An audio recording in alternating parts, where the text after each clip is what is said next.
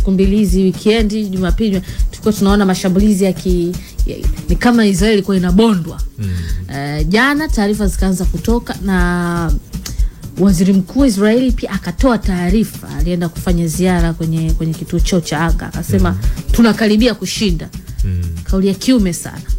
Kushambulia kituo cha habari kwanza inamaanisha nini? Tuanzie hapo. Au ndo bomu alina macho? Yes, kwanza ukitazama imekuwa sasa katika huu mzozo umeingia katika stage nyingine mbaya zaidi ya kuweza kushambulia vituo vya kimkakati. Unajua kwenye vita unaposhambulia kituo kikubwa cha television ya taifa, maana ni kwamba unaenda kutengeneza hofu kwa wananchi ambayo wapo katika nchi hiyo. Kwa sababu kile kituo kitazama kimekuwa ni kituo cha taifa cha nchi ya Iran.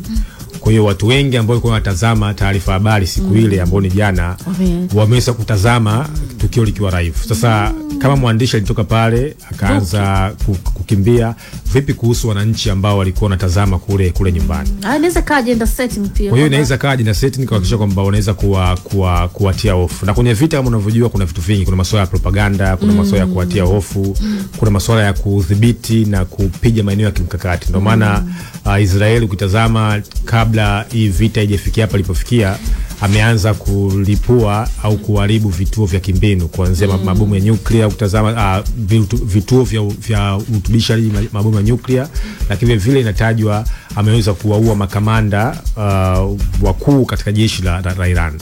Kwa hiyo umekuwa ni mtindo wa muda mrefu kutazama wa taifa la Israeli katika kuwahujumu, kuwa sabotage nchi ya Iran na nchi nyingi kwa kweli katika nchi za Mashariki ya Kati, katika kuwaua wanajeshi wake na makamanda wake ambao wamekuwa wakiongoza gurudumu katika hizo vita za Mashariki ya Kati. Na kama unavyojua kabisa kwamba kuna msemo ambao unasema kimkakati, ukimuua kiongozi maana unaweza ukatawanya wafuasi. Kabisa. Hiyo wameifanya dhidi ya Hamas walivyomuua Yahya Sinwar, walivyomuua Ismail Haniyeh, walifanya hivyo Lebanon, katibu mkuu Hassan Nasrallah alivyopigwa bomu la GPS, na maeneo mengi wamekuwa wakijaribu kusabotage viongozi wa nchi za Kiarabu. Na huu ni mpango ambao umekuwa ukifanywa, nilisema jana hapa, na Mossad. Israeli wana mashirika yao mengi ya kijasusi. Na wamekuwa wakika fedha nyingi sana ambazo zimekuwa zikijaribu kufanya upelelezi au jasusi katika kuangalia misimamo na nafasi za nchi za Kiarabu. Kwa hiyo matishio yote ya kiusalama ambayo yamekuwa yakitokea katika nchi yao au katika mataifa ambayo yamekuwa yakiwa karibu nao. Na kwa nini kwa mfano taarifa za taifa la Iran zimekuwa zikivuja? Kwa sababu ndani ya Iran kuna Washia ambao wanaunda idadi kubwa ya watu katika nchi ya Iran, takriban 87%. Kuna Wakristo, lakini vile kuna Jewish kutazama ndani ya Iran. Kwa sasa inatajwa vile vile wale Jewish wamekuwa wakitoa taarifa kwenda katika nchi ya Israeli. Sasa bana kisa ndani kufahamisha taarifa ambazo zimetokea tu muda mchache kama saa moja dakika 60 zilizopita. Maskini sisi. Maskini wa. Of course, chakoza ubalozi wa Uchina pale Israel umewataka raia wake waondoke. Yale maswali ambayo watu walikuwa wanajiuliza kwamba China, Russia ziko kimya. Kwa China so far wanataka watu wao waondoke. Lakini kuna azimio limetoka G7. Yale mataifa 7. Na hilo azimio ambapo Trump amelazimika kukatiza ziara yake. Trump amelisaini kabla haja fly. Hivi ninavyozungumza amesha fly. Hilo azimio linasema Israel ina haki ya kujilinda. Yaani nchi zote zile 7 zenye nguvu zimetoa Israel ina haki ya kujilinda. Na kwa maana kwamba imeponda inasema sisi na itafsiri katika lugha isiyo rasmi ya Kiswahili. Nasema sisi viongozi wa G7 tumeweka commitment katika kulinda amani na ustamilivu Mashariki ya Kati. Kwa muktadha huo tunathibitisha kwamba Israel ina haki ya kujilinda yenyewe, na tunaunga mkono ulinzi wa Israel. na tunasisitiza ulinzi wa wananchi wasio na silaha tuseme. Yes. Kwanza hapo Sam, kama hujajazia huo mjazio wako, ukisoma kwenye takwimu kilomita square za Israeli utaelewa kwa nini nitaka nianze na ni lugha mama imeniathiri. Israeli ni taifa dogo. Kwenye mtandao wanasema ukubwa wake ni kilomita square 21,000. Tanzania hii hapa sisi tunafika 900,000 kilomita square tunaelewa zaidi ya. Kwa hiyo yani kama mimi hesabu yangu haraka ni mikoa tu miwili hapa nchini kwetu inatengeneza Israeli. Nguvu yake iko wapi? Yes, kwanza lazima tufahamu kitu kimoja kwamba taifa la Israeli limekuwa likipewa msaada mkubwa sana wa kifedha na wa kijeshi katika nchi za kimagharibi ikiwemo Marekani. Okay. Bajeti ambayo anapewa Israeli kwa mwaka au bajeti ambayo walipewa Israeli mwaka jana na mwaka juzi kuanzia mwaka 2023 mpaka mwaka 2024 katika ile operation yao ya Hamas ni dola takriban bilioni 300. Kitazama ndio imetunga kwenye vita kati ya Israeli na Palestina na Hamas. Kama kundi la Hamas. Sasa kutazama ni kwamba Marekani amekuwa akitazama Israeli kama ni eneo lake la kimkakati. Anasoma Sam taarifa hapo kwamba wamekubaliana wakina nani? G7. Unapozungumza G7 unazungumza mataifa tajiri duniani. Sawa? Na wengi wa mataifa wanaunda katika chombo ambacho kinaitwa NATO. Sawa, umoja wa kujihami wa nchi za magharibi. Yes. Sasa NATO na Marekani wanaitazama taifa la Israeli kama ni taifa mkakati katika kulinda na kutetea maslahi ya kimagharibi katika eneo la mashariki ya kati. Na nitakupa mfano. Hapa duniani unajua kuna mataifa ambayo tunasema ni mataifa ambayo ni pin state. Yaani pin state katika siasa za kijiografia ni mataifa mkakati. Ili uweze kuwa taifa kubwa lazima uwe na mataifa ambayo yanakuja kuangalia maslahi yako katika eneo la kijiografia. Kwa mfano Taiwan ni taifa mkakati. Eneo kwa mfano Ukraine ni taifa mkakati. Eneo kwa mfano Israeli ni taifa mkakati. Yaani mataifa ambayo yapo pale kwa ajili ya kulinda maslahi makubwa ya wale watu ambao kimsingi wamekuwa wakiwasaidia. Sasa Israeli imekuwa ikitumika na nchi za magharibi tangu imeanzishwa mwaka 1947. Sawa, kwa sababu Israeli, hii ni muhimu kisa, imeanzishwa kutokana na tamko la Umoja wa Mataifa. Hilo tamko linaitwa tamko linaitwa Two State Solution. Azimio namba 181. Walikubaliana kwamba Wapalestina watapewa 45%, Waisraeli watapewa 55. Taifa la Israeli kaanzishwa mwaka 1948. Waziri mkuu wa kwanza anaitwa David Ben-Gurion akatangaza taifa la Israeli tarehe 14 Mei. Sawa? Sasa ili taifa limekuwa likipewa msaada mkubwa sana na nchi za NATO na nchi za Marekani pale mashariki ya kati. Sasa kwa nini anapewa msaada? Cha kwanza kuhakikisha kwamba maslahi ya nchi za magharibi yanalindwa katika eneo mashariki ya kati. Na taifa lolote ambalo itakuwa ni kinzani dhidi ya maslahi ya mataifa ya magharibi, hiyo taifa litapigwa. Ama ndio siri yake hiyo ndio siri yake. Kwamba taifa lolote ambalo itakuwa linaenda kinyume na maslahi ya mataifa ya magharibi. Kwa hiyo hii Israeli imekuwa kama ni watchdog. Yaani kama ni taifa ambalo ni kama mbwa ambaye anaangalia maslahi. Kwa niguse waje. Niguse waje. Ndio maana ukimsikiza sana anakuambia kwamba tumekubaliana kwamba Israeli ina haki ya kujilinda. Sasa jiulize kwamba je, Wapalestina wana haki ya kujilinda? Iran ana haki ya kujilinda? Je, Lebanon wana haki ya kujilinda? Kwa nini Israeli? Sasa ukitazama ni kwamba hii inakuonyesha kwa namna gani taifa la Israeli limeanzishwa kimbinu kali sana. Na nilisema jana hapa kwamba ili uweze kumaintain, ili uweze kulinda nafasi yako kama taifa kubwa, lazima uwe na mataifa ambayo yanaangalia maslahi yako. Hiyo imetokea kwenye historia mwaka 62 pale ambapo Umoja wa Kisovieti ulivotaka kuitumia Cuba kuweza kuangalia maslahi ya Urusi na Usovieti katika maeneo ya Amerika Kaskazini na Amerika Kusini. Kwa sasa imekuwa sasa kuna huo mtifuano. Sasa hoja msingi ni kwamba kwa sababu ni taifa mkakati, taifa la kimbinu, linakuja kuangalia maslahi makubwa ya nchi za magharibi. Kuna mataifa tunasema yana resist sasa, yanapinga sawa ile hali yao na haki yao ya kuendelea kuwakandamiza, of course, ukoloni mambo leo. Ndio maana wengi tunasema kwamba kinachoendelea Mashariki ya Kati ni ukoloni mkongwe, sawa. Kwa mfano, tangu taifa la Israeli limeanzishwa mwaka 1947 na mwaka 1948, mipaka ambayo walipewa na Umoja wa Mataifa imeongezeka katika eneo la Palestina. Yaani leo hii wa Palestina wamebaki maeneo haya mawili. Eneo la Gaza ambako kuna chama cha kisiasa na kuna jeshi ambalo linaitwa Hamas, sawa, na kuna West Bank. Kuna chama kinaitwa Fatah, kiongozi wao Mahmoud Abbas. Sawa? Sasa kile ukiangalia mipaka ya mwaka 1947 na mwaka 1967 sio mipaka ya leo. Kwa hiyo tangu vita ya uhuru mwaka 48 paka vita ya mwaka jana ya Israeli na Hamas, mipaka ya Israeli imekuwa ikiongezeka. Sasa hapo inaibua Iran, inaibua wale Wahouthi, inaibua Hamas kwamba mbona mipaka ambayo tulipewa na Umoja wa Mataifa kila vita zikitokea inasogea. Sasa amekuja hapa kwa sababu ya muda. Amekuja sasa. Imekuwa kama vita mpya. Ndio imeanza hiyo. Israeli na Iran.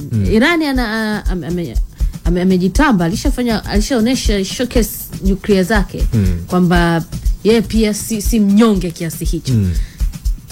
Kamtwanga Muisraeli, tukaona video na hivi wakikimbia kwenye mahandaki na vitu vingine kama hivyo. Israeli amejibu kwa kiburi kikubwa kwamba tumeshaanza kumdhibiti na tutashinda. Amesema Waziri Mkuu Netanyahu. Irani ana uwezo gani sasa yeye na washirika wake kwamba kuna uwezekano Irani akamdhibiti Israeli na kufanya utulivu Mashariki ya Kati? Yes, kwanza katika nchi ya Iran washirika wake ni vile vikundi ambavyo vinaitwa proxy. Sawa, na maanisha Hamas katika eneo la Gaza, na maanisha Hezbollah katika eneo la Lebanon, na maanisha na Houthi kule Yemen. Hao ni washirika wake ambao wamekuwa wakiwatumia kwa lengo la kulinda maslahi yake ya kijiopolitiki. Lakini washirika wake wengine wa Iran ni mataifa kwa mfano ya Urusi, mataifa kwa mfano ya China. Lakini katika hoja msingi, je, Irani anaweza kupigana vita na Israeli? Israeli kuweza kupigana vita na Iran, sawa, wao kwa wao. Ndio maana ukitazama kila hotuba Netanyahu wanasema kwamba mimi na washirika wangu Marekani, sawa, yani kwamba ili vita iweze kupigana lazima Marekani aweze kuwa katika sehemu ya vita. Na anachotaka hicho Netanyahu. Tangu mwaka 92 Netanyahu amekuwa akisema kwamba Irani wanahutubisha mabomu ya nyuklia. Mwaka 2015, sawa, ulikuja na mkataba ambao unaitwa JCPOA. Sawa, nchi kubwa tunaita P5 ambao Urusi, Marekani, China, Uingereza na Ufaransa waliweka makubaliano na wakamwekea vikwazo nchi ya Iran. Lakini wakakuta kwamba asitishe uzalishaji wa lakini wakakuta kwamba hana madini ya nyuklia. Madini yake imekuwa akizalisha kwa ajili ya kuzalisha kurutubisha umeme, nishati. Sawa, lakini tume ya atomic mpaka jana wametoa ripoti kabisa kwamba kitu ambacho kinafanyika Iran ana mabomu ya nyuklia. Sawa, na hata mabomu ambayo mpigwa na Israeli hayajaenda kuharibu facility za ndani za vinu vya kurutubisha nyuklia. Sasa Netanyahu ni manipulator. Yani anataka ni kuhakikisha kwamba anaweza kuchange regime, yani kubadilisha utawala wa Ayatollah Khomeini. Sasa Israeli hawezi kupigana vita na Iran bila msaada wa Marekani. Sasa hoja ambayo inakuja ni kwamba je, Trump alituahidi kwamba yeye anakuja katika kipindi ambacho kama ni rais wa amani. Aitapa kwamba yeye anakuja kumaliza vita ya Ukraine. Na alisema pia Gaza pale anataka apabadilishe. Hapo pazuri. Sasa anaweza kuhakikisha kwamba wao wa Marekani hawaingii katika vita. Sasa nimeona jana kule chama cha Republican kuna sintofahamu kubwa sana. Kuna watu wanasema wazi kabisa kwamba Marekani sasa hivi sio wakati wa vita. Anachofanya Netanyahu ni kujaribu kuwa manipulate, yani kuwachochea. Na kama nilivyosema jana hapa, Marekani kuna kitu kinaitwa Israel lobby. Hili muhimu sana kufahamu. Marekani kuna profesa mmoja maarufu anaitwa Profesa John Mearsheimer. Ameandika kitabu kinaitwa Israel lobby. Hili ni kundi la malobbyist ambao wamekuwa wakishawishi sera, mikakati falsafa za Marekani dhidi ya Mashariki ya Kati. Yani lazima kiongozi wa Marekani uweze kuja na mikakati ambao utakuja kuisaidia taifa la Israeli. Kwa sababu gani? Kwa sababu hayo maslahi ambayo nimetaja ya kiuchumi, ya kimkakati na ya kijiografia. Taifa la eneo la Mashariki ya Kati kisa linazalisha 49% ya mafuta. Sasa hiyo usipopata mafuta, lazima uwe na taifa ambayo inakuja kuangalia ile maslahi. Sio nipate? Yani lazima uwe na taifa ambao inakuja kuangalia yale maslahi. Sasa kuna mataifa ambayo tayari umeshakamata. Mwaka 2016 2017 alikuja na kitu ambacho kinachoitwa Abraham Accord. Kwamba hizo nchi za Saudia, Bahrain, nchi nyingi zikakubali kufungua balozi na Israeli, nchi za Kiarabu. Lakini katika nchi za Mashariki ya Kati, Iran amekataa kupiga magoti dhidi ya utawala wa Kizayuni. Sasa hiki kinachoendelea ni maslahi ya kiuchumi dhidi ya watu ambao kimsingi wamekuwa wakikandamizwa. Sasa wakati Mchungu anauliza hilo swali kubwa juu ya mpango wa Trump kuleta amani kama ambavyo alidi kwenye kampeni. Of course wachunguzi wa mambo nao wanajiuliza, wana diplomasia wakubwa. Wameuliza sababu hasa za Trump kuondoka kwenye kikao cha G7 pale Canada. Sawa? Yeye amesema ni kwa ajili ya big stuff. Why are you leaving? There is a big stuff. Kwa namna ambavyo amejibu. Wao wanasema huenda anakwenda kusuka mipango ya kuisaidia Israel. Lakini hilo swala White House inajaribu kukanusha. Anachosema ni kwamba ni very important, yani ni muhimu kwa yeye kuondoka. Na anaondoka huku nyuma G7 wameshatoa hiyo statement ya kuunga mkono. Na kuna taarifa nyingine ambazo zinazungumza kwamba inasemekana Trump na yeye rais ameripotiwa kupiga kura mpango wa Israel wa kumuua kiongozi wa Ayatollah, kiongozi wa Iran. Yani na yeye amepiga kura ya kuunga huo mpango. Hiyo ni wakati watu wanajiuliza endapo mambo yatakwaje. Jambo la msingi ambalo mimi na wenzangu kwa huku kitaa tunajiuliza, unajua sisi tunafuatilia kwenye simu zetu, tuko zetu mbali, kama vitu tukiona watu tunawaza hivi, ingekuwa mimi ningefanya hapa ningekimbiaje na hivi.